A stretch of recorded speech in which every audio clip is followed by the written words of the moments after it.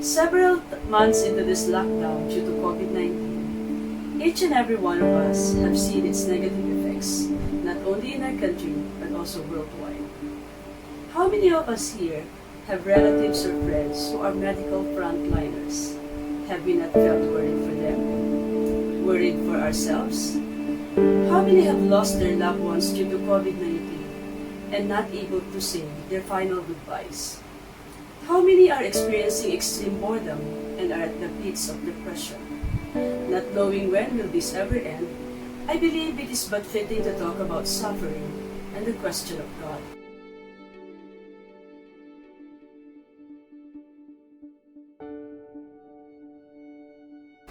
How many of us here have asked this question? If God is all good and is all powerful, why does He allow suffering? We can offer three excuses for God here. First, we can say that God is a fair judge. We have all done evil. Suffering is our punishment. He rewards the good and punishes evil. What are our common expressions for this? God is punishing us in this COVID-19. Why me, Lord? What did I do to deserve this? Even Job's friends say this. As I have seen those who plow iniquity and sow trouble reap the same. But this excuse has its advantage. We all have sinned. We deserve to suffer in some way. As for the disadvantages, not all suffering is a consequence of guilt, like what we see in Job and in Jesus. Second, God is a good teacher. God teaches us through suffering. Through pain, God educates us, purifies us to become better persons.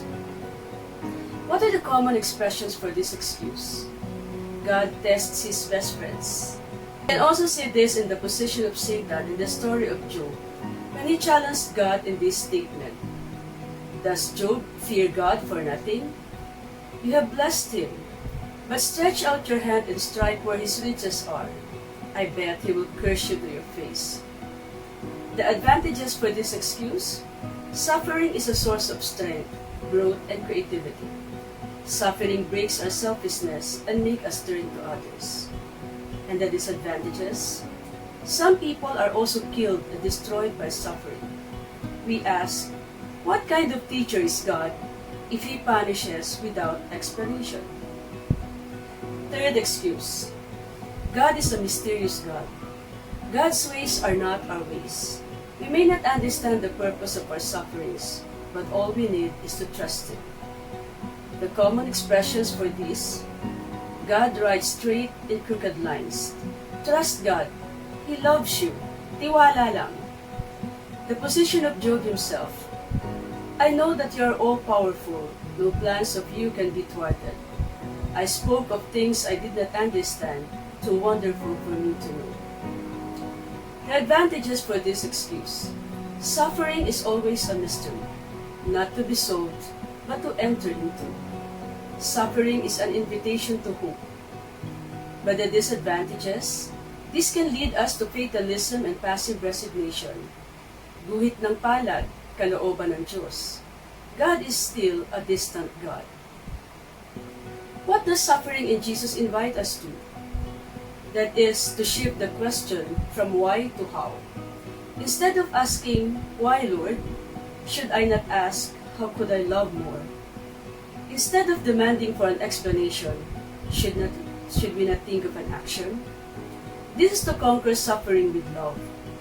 This would entail a change in one's image of God, from a God of power to a God of love. Because in the final analysis, the question of why bad things happen to good people translates itself into some very different questions. No longer asking why something happened, but asking how we will respond.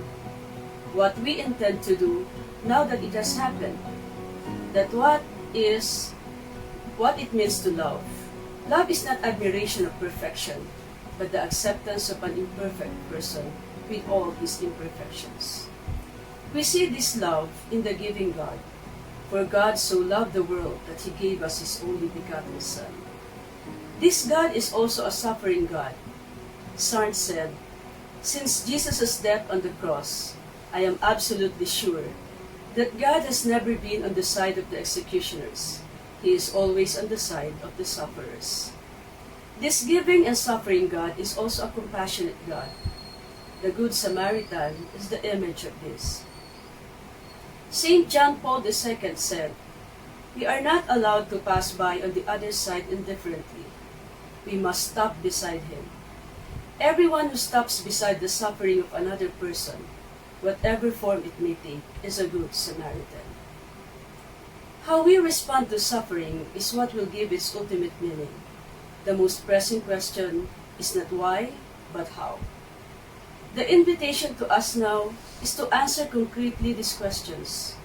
How do we respond to our very own suffering? How do we respond to the sufferings of others? Thank you very much.